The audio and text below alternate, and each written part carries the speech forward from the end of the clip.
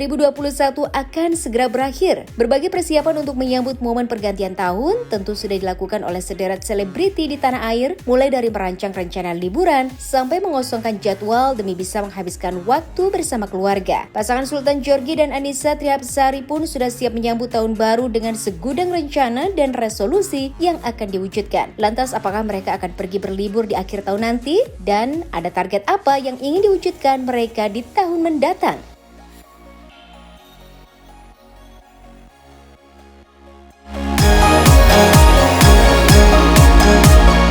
Sebelum pandemik ya, tapi setelah pandemik nggak jauh-jauh jalannya, tergantung dompet saya. Iya, yang pasti tergantung rezeki suami.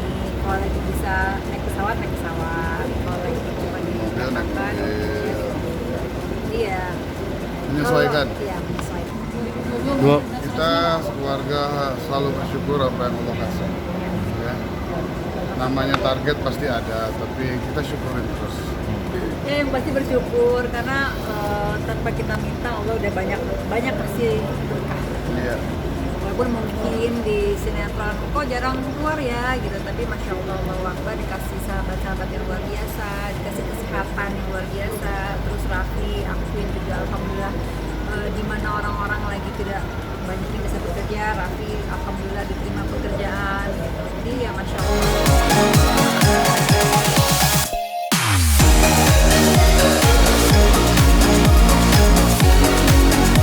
14 tahun menikah, pasangan Annisa Trihapsari dan Sultan Djorghi selalu tampak harmonis. Meski kadangkala pernikahan keduanya juga tak luput dari percikan-percikan masalah. Sebagai pasangan yang telah sama-sama dewasa, mereka tentu memiliki cara untuk mengatasi setiap persoalan yang hadir. Lantas bagaimana tips menjaga keharmonisan ala Annisa dan Sultan? Apakah mereka memiliki keinginan untuk menikmati momen honeymoon berdua?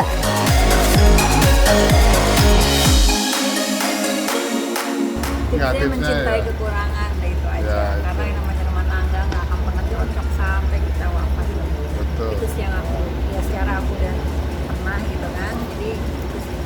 Jadi nggak akan pernah ada kecocokan yang namanya berumah tangga, tapi harus saling mengisi satu sama lain. Ini luar biasa, makanya saya nikah. Sampai saat ini sih masih begitu ya, doain aja. Romantis. Oh. Makanya kalau kita nih warga perempuan ini bermain cuma satu ya. Wanita kan pengennya punya suami yang ideal, yang romantis. Nanti jodohnya belum tentu kayak gitu. Terus caranya gimana? Gimana? Curcol. Itu cara untuk apa? Cara untuk supaya laki-laki romantis. Jangan dipaksa. Kok jadi sesi curhat ya? Betul, laki-laki nggak suka dipaksa. Oke guys? Oke katanya. Kita pasti sama anak, kemanapun kita pergi, itu selalu bawa anak-anak. Tuhan, itu apa ya? Family man. Family man banget. Jadi kita kan? selama 14 tahun nikah belum pernah honeymoon. Nggak pernah. Belum pernah honeymoon. Kecuali pergi haji waktu itu 2013. Ya pasti pengen lah, tapi belum. Belum. Kita lebih ke fokus ke anak-anak. Oh anak-anak selalu. Nggak pernah. Karena momen itu tadi kembali lagi, momen itu kita nggak mau kehilangan momen. Jadi selagi kita mampu, selagi kita ada waktu untuk bawa mereka jalan-jalan, harus bawa.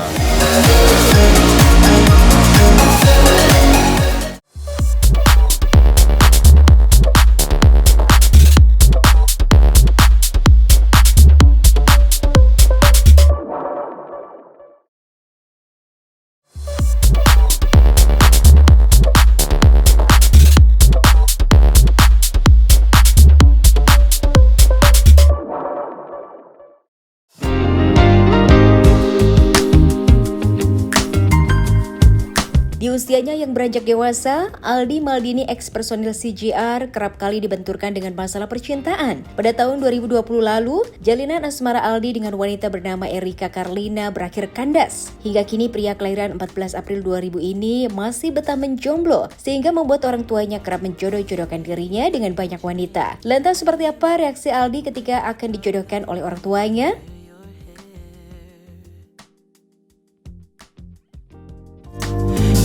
The way you dress, the way you kiss.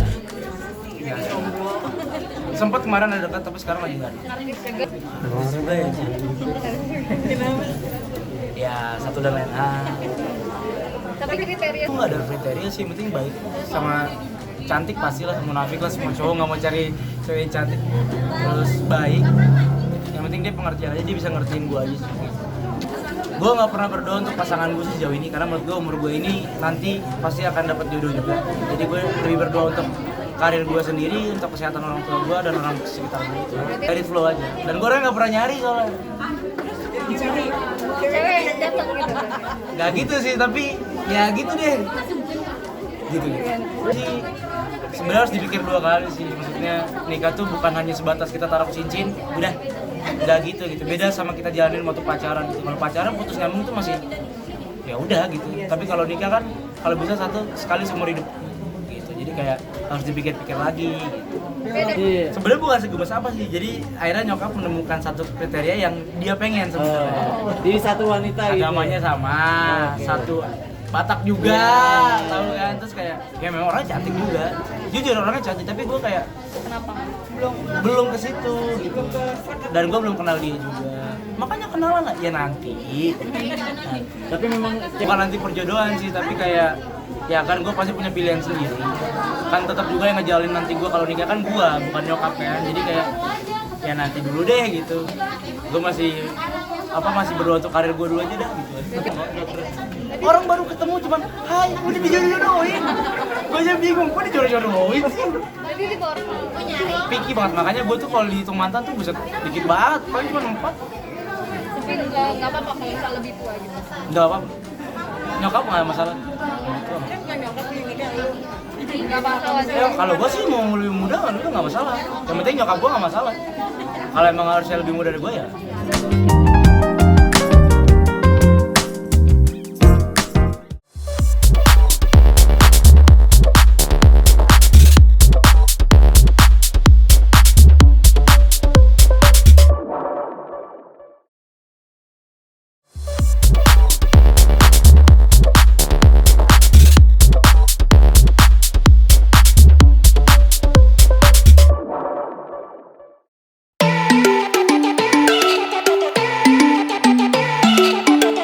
Teuku Rizky merupakan salah satu penyanyi yang memulai karirnya dari ajang pencarian bakat. Namanya semakin melejit ketika dirinya tergabung dalam salah satu grup vokal bernama Cowboy Junior yang beranggotakan Bastian, Iqbal, dan Aldi. Laki-laki yang akrab disapa Kiki CJR ini ramai didoakan para penggemarnya untuk menikah muda. Menanggapi hal tersebut, Kiki pun mengamininya. Kini Kiki mengaku tidak berani menyebut dirinya tidak akan menikah muda karena hal itu bisa saja terjadi. Kiki juga mengaku dirinya terinspirasi dari salah satu teman artis yaitu Atta Halilintar dan Aurel Hermansyah. Hal inilah yang membuat dirinya tak menutup kemungkinan untuk menikah di usia muda. Jujur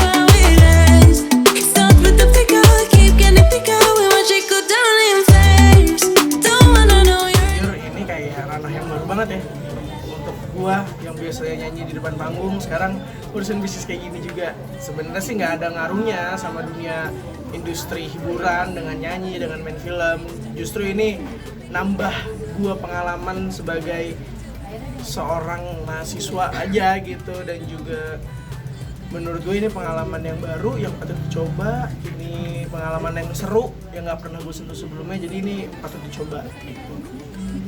Banyak ya keluarga pastinya, tapi most of all sampai hari ini sih ya memang gue orangnya pengen belajar, pengen tahu banyak hal, pengen ngerasain kalau memang jatuh bangun tuh semuanya ngerasain sendiri. Jadi dengan pengalaman ini harusnya jadi mendewasakan gue dan jadi bikin gue sadar bahwa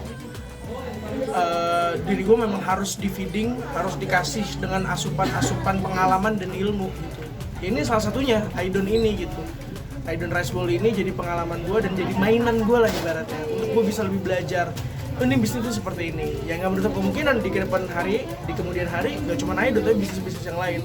Tapi kan belajar dari sekarang gitu. Mau jadi pembisnis. Rezekinya ada waktunya, memang bisa di planning, karena kan kalau dari yang gue pelajarin dan dari yang gue ketemu sama banyak orang, yang paling penting adalah sistem dan konsisten.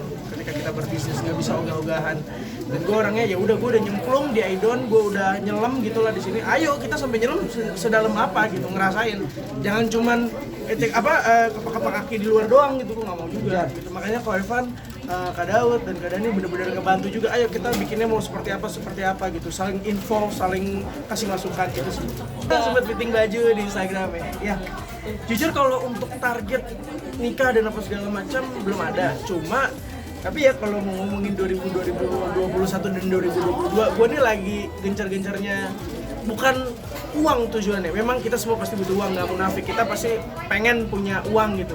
Tapi tujuan utama gue bukan itu. Gue pengen bikin sesuatu yang memang dari nol usaha dan itu bisa sustain, bisa apa, dan gue bisa perbanyak rezeki. Rezeki kan gak cuma uang, bisa temen, bisa pengalaman, bisa orang-orang di sekitar, banyak banget. Itu sih yang lagi pengen gue capai di 2021 sama 2022. Alhamdulillah di 2021 di penghujung tahun ini bisa berkesempatan untuk bisa bikin Idon Rice Bowl gitu. Jadi memang jadi mudah-mudahan 2022 makin maju Idonnya gitu. Mungkin Idon dulu ya, fokus dulu. Ya, gue nggak pernah bukan nggak pernah mikirin, nggak pernah mau menapik juga. Oh, gue nggak mau nikah muda, nggak mau, karena menurut gue kan nikah dalam agama Islam juga sesuatu yang baik ya, sesuatu yang memang diwajibkan oleh agama Islam gitu, oleh Allah. Jadi menurut gue ketika ada orang yang doain ya semoga lu cepat nikah segala macam, ya gue bisa aminin aja. Menurut gue itu doa baik yang memang harus diaminin. Entah itu kadang-kadang kita punya target aja bisa meleset. Kita pengennya sekarang, taunya 2 tahun 3 tahun lagi kan gitu kan. Jadi menurut gue ya udah diaminin aja. Kalau memang rezekinya dalam waktu dekat, mungkin tahun depan, 2 tahun lagi kita nggak tahu, gue aminin aja. Gue pernah lihat wawancaranya Atta Halilintar, terus dia ngomong hal seperti ini dan gue setuju banget. Menurut gue itu doa ketika ada orang bilang gue doain lu cepet nikah ya Ki, nikah muda segala macam, amin. Karena kan katanya apalagi orang tua zaman dulu ya sering banget bilang banyak kalau rezeki orang nikah mah ada aja gitu, ya kan? Pikiran pasti ada yang ngelihat dari pengalaman mamahku kebetulan sama papa nikah di umur yang gak muda. Mereka menikah umur kayak 30-an ke atas. Jadinya kalau gue pribadi sebagai anak ngerasa kadang-kadang kurang bisa in touch, kurang bisa deket sama nyokap bokap sama nyokap lah ya, karena perbedaan umur yang jauh gitu. Pengennya sih kalaupun ada alasan kenapa nikah muda, pengennya bisa jadi tempat cerita, tempat curhat, tempat ngobrol gitu.